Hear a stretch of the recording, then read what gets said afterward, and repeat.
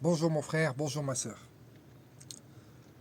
Jésus prit la parole et leur parla de nouveau en parabole.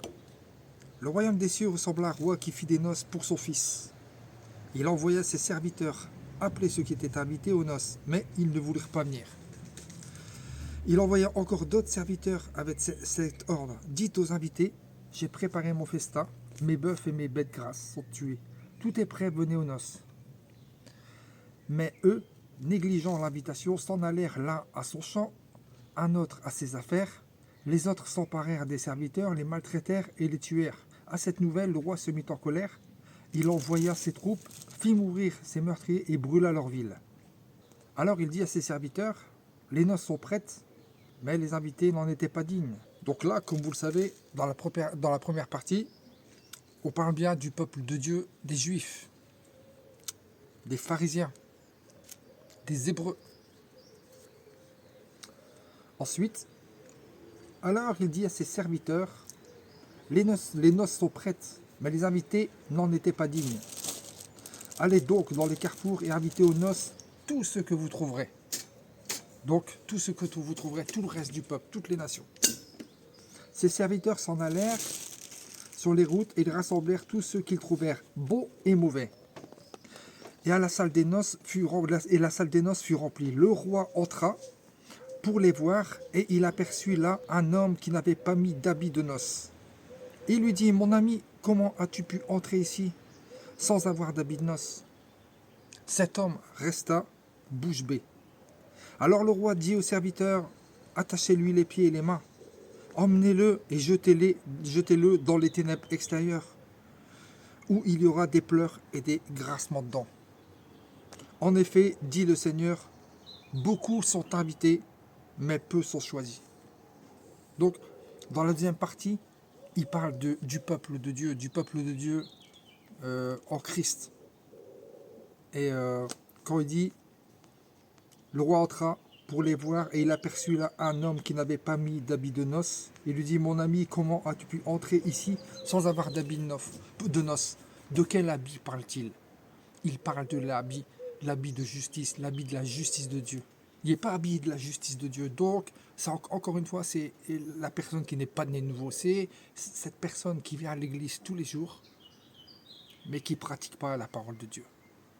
Voilà pourquoi on nous parle de l'habit.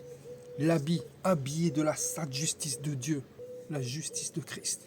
On voit ailleurs dans un autre verset qui dit, lavé dans le sang de l'agneau, habillé de sa sainte justice. Voilà l'habit de noces que nous devons avoir. Et pour ça, il faut être né de nouveau, il faut lire les Écritures, les méditer, les pratiquer. Il faut que Dieu, quand il nous regarde, il voit l'habit de noces, notre habit de noces, c'est l'habit de la justice de Dieu, qui n'a rien à voir avec l'habit du monde. Elle n'a rien à voir. La justice du monde et la justice de Dieu n'ont rien à voir.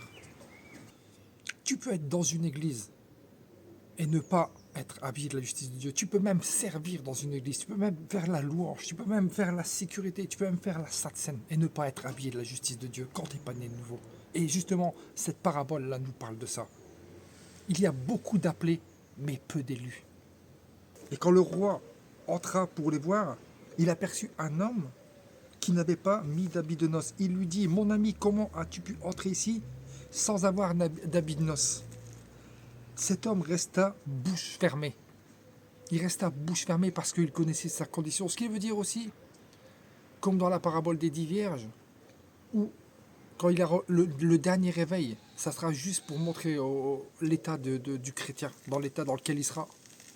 Et ceux qui ne seront pas nés de nouveau, ils comprendront, il ne pourra plus rien faire. Et là, ce verset nous précise que cet homme reste à bouche fermée parce qu'il connaît sa condition et qu'il ne peut plus rien dire, il est devant le Seigneur.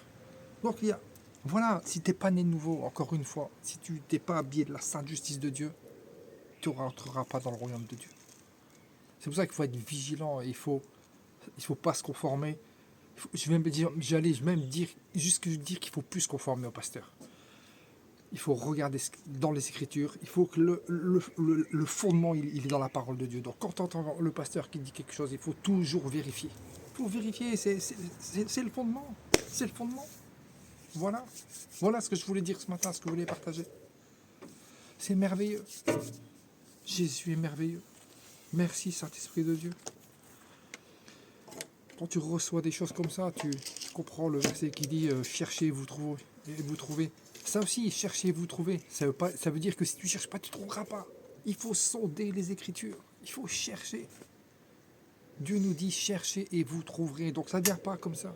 Le salut, il peut venir. Jésus, il peut venir à toi pour se révéler à toi. Il peut venir, mais après toi, faut que tu fasses ta part. Il faut chercher. Il faut aller chercher les Écritures. Il faut aller chercher Dieu dans tout ce que tu veux, dans toute ta vie.